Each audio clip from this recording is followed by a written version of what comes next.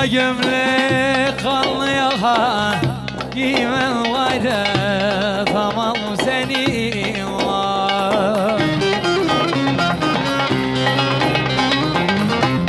Ala gömlek kanlı yaka giymem gayrı tamam senin var.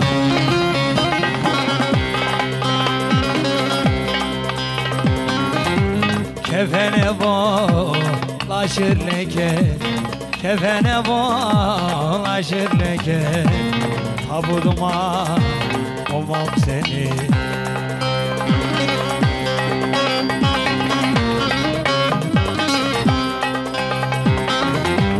Gel danışalım babaya, evlat kıyar mı babaya?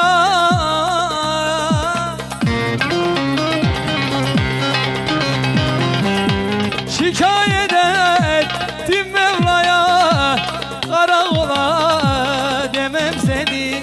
Oy.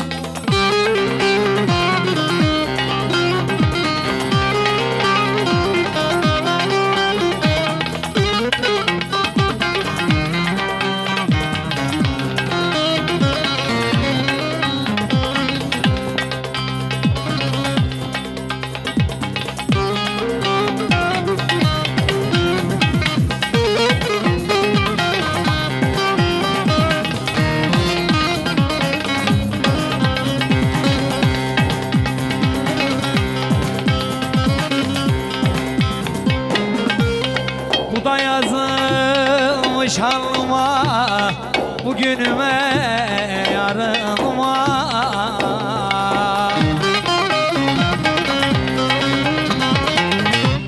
Bu da yazılmış halıma, bugünüme yarınıma.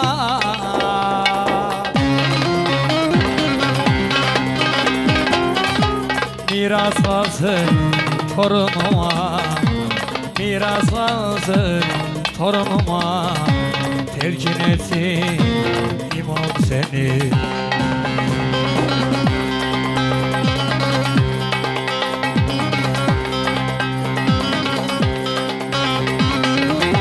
Ağlayarak sırtı soydun, besledin gözümü oydun.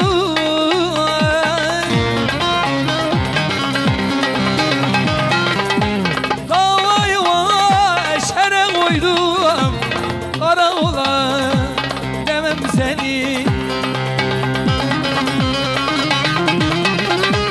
Bağlayıma şere koydular, karakola